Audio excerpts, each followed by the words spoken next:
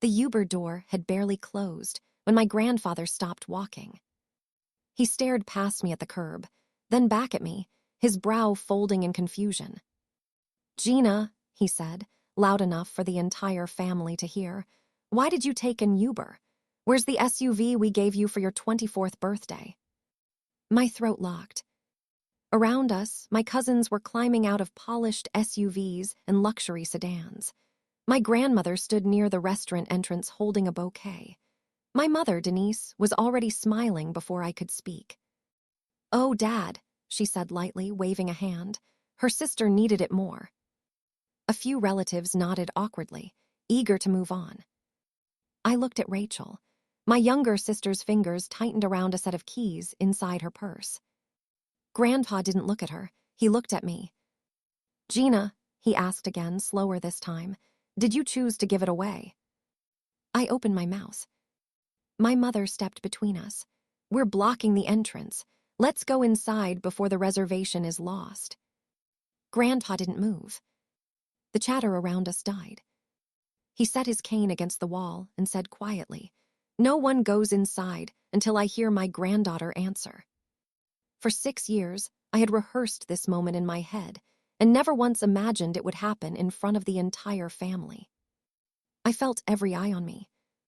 The restaurant valet pretended not to listen.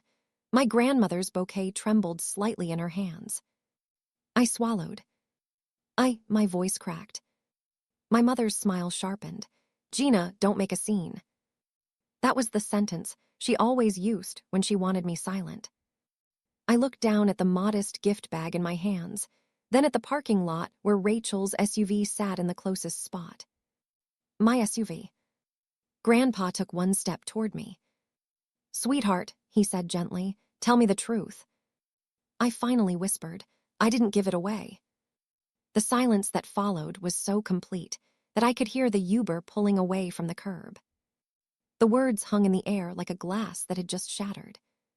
Then my mother laughed. "Oh, honestly," Denise said, touching my arm as if I were a child who had misspoken.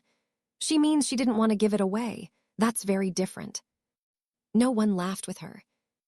Grandpa's eyes never left my face. "Gina, is that what you mean?" I shook my head. A memory hit me so suddenly that I could almost smell the new leather from 6 years earlier. I was 24, standing in my grandparents' driveway after graduating from physical therapy school. Grandpa had placed the keys in my palm and said, "You worked for this. Now you'll never have to choose between paying rent and getting to work." I had cried that day. I'd spent years commuting across town while taking night classes, eating grocery store sandwiches in hospital parking lots, and sleeping 4 hours at a time. Rachel was already married with a newer car and a house her in-laws had helped buy. "Mom asked to borrow the SUV for a few weeks," I said quietly. "Rachel's car was in the shop." Rachel looked down. A few weeks became a few months. Every time I asked for it back, Mom said Rachel needed it longer. Denise folded her arms. "Family helps family." "I did help," I said. "I babysat, ran errands, covered groceries when Rachel was short, and drove everyone everywhere. I just didn't know borrowing meant forever." Another memory surfaced. I had opened the glove compartment one afternoon and found my insurance card gone. When I asked about it, Mom had said, "I'm handling the paperwork." Back in the present, Denise squeezed my arm hard enough to hurt. "Stop this," she murmured through her smile. "You're embarrassing us." Grandpa saw the pressure of her fingers. He gently moved her hand away from me. "How long have you been without a car?" he asked. 6 years. Grandma gasped. "I take buses," I admitted. "Ride shares. Sometimes coworkers drive me home after late shifts." Grandpa's face changed. The confusion disappeared. "If the car was only borrowed temporarily," he said, turning to my mother, "why has my granddaughter been paying for transportation for 6 years?" Denise's smile flickered. No answer came. Grandpa looked past her to Rachel. "Rachel," he said, holding out his hand, "give me the SUV keys." Rachel's fingers tightened around her purse. Rachel stared at my grandfather for a long second before slowly opening her purse. The keys jingled as she placed them in his hand. Every relative at the table watched the small exchange, as if it were a courtroom exhibit. Grandpa turned the keys over in his palm. "Who owns this vehicle now?" My mother answered before Rachel could speak. "Rachel does. We transferred it years ago." A murmur swept through the table. "What transfer?" Aunt Linda asked. I felt my pulse pounding. "I never signed anything." Denise let out a sharp breath. "Gina, you signed the title. You've always been forgetful." "I remember because I didn't do it." Grandpa leaned forward. "Do you have the registration, Rachel?" Rachel hesitated, then pulled a folded document from her purse. Grandpa unfolded it carefully. His eyes moved across the page, then stopped. "What's the date?" Uncle Mark asked. Grandpa read it aloud. My stomach dropped. "That can't be right." Everyone looked at me. "I was in Honduras that week," I said. "My hospital sent me on a 3-week medical mission. I have the photos, the passport stamps, everything." Grandpa looked back at the document. "You weren't even in the state." "No." Denise jumped in. "She mailed the paperwork. This is getting ridiculous."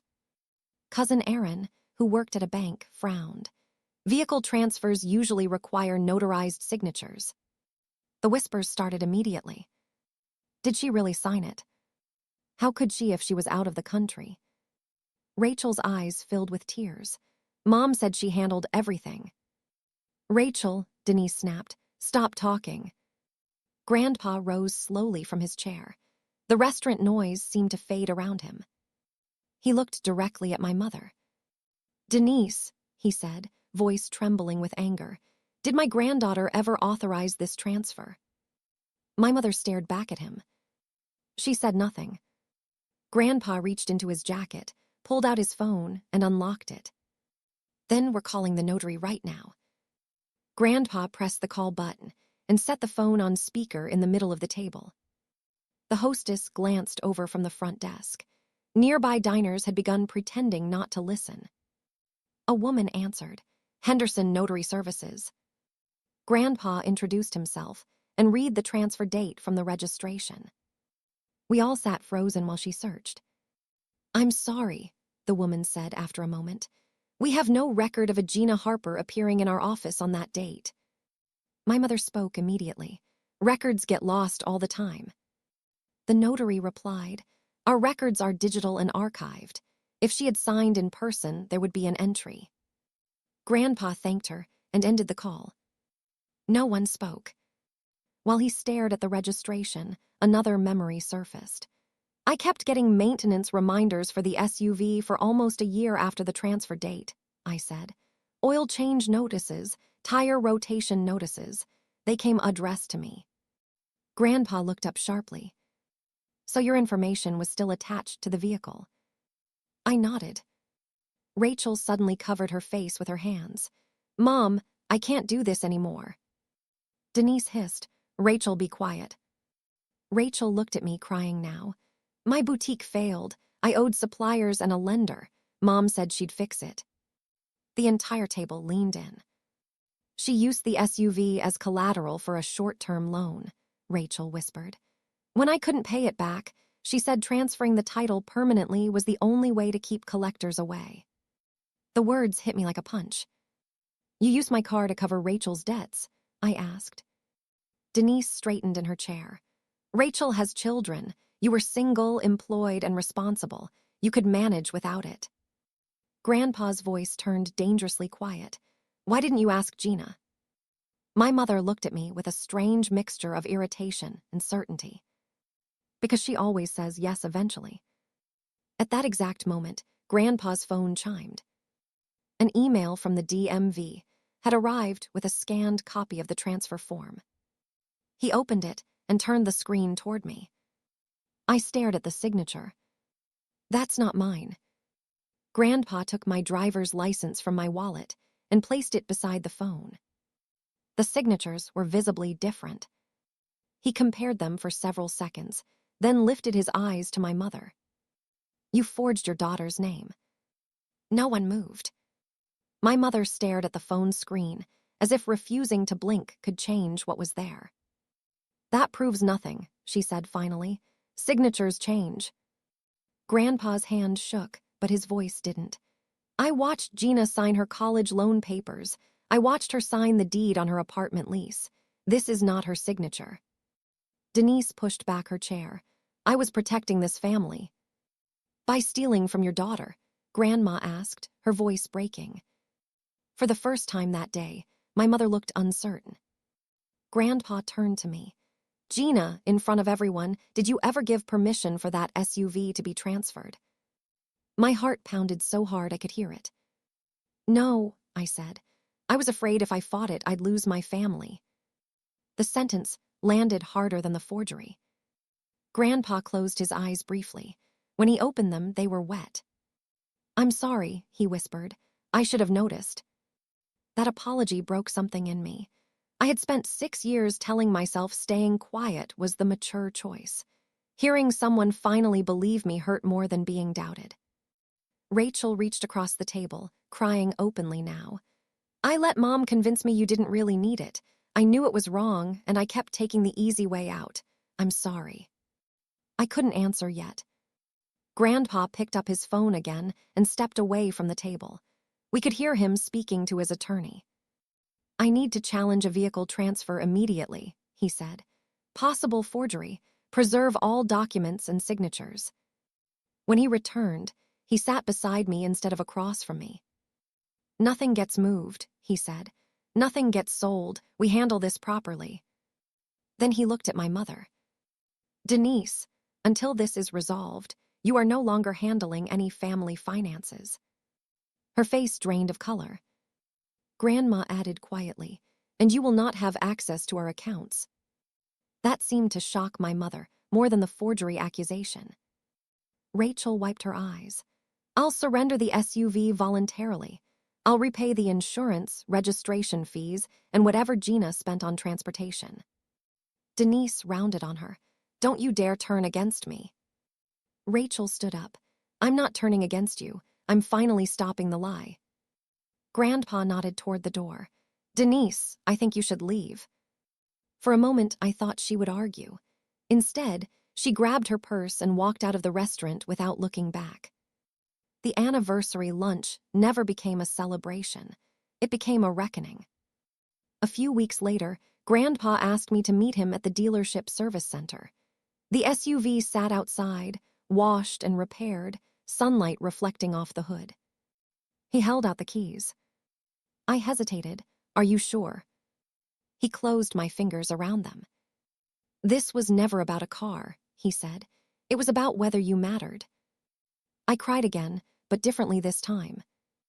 After that, I drove myself to work for the first time in years. I stopped calculating Uber fares before accepting late shifts. I stopped apologizing for having needs. Rachel started financial counseling and began repaying me in monthly installments, even when I told her to wait. Trust came back slowly, through actions instead of promises. My mother called several times. I answered once.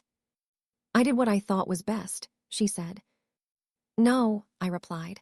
You did what was easiest for you. We haven't spoken much since. The hardest part wasn't losing my mother's approval. It was realizing how much of my life I had traded to keep the peace. Last Sunday, I drove the SUV to my grandparents' house for dinner. When I pulled into the driveway, Grandpa smiled before I even turned off the engine. No questions, no confusion, no silence. Just pride. And as I drove home at sunset, on the same road I once rode on crowded buses, I understood something that had taken me 6 years to learn. The day my grandfather asked why I arrived in an Uber wasn't the day I lost a car. It was the day my family could no longer steal my voice.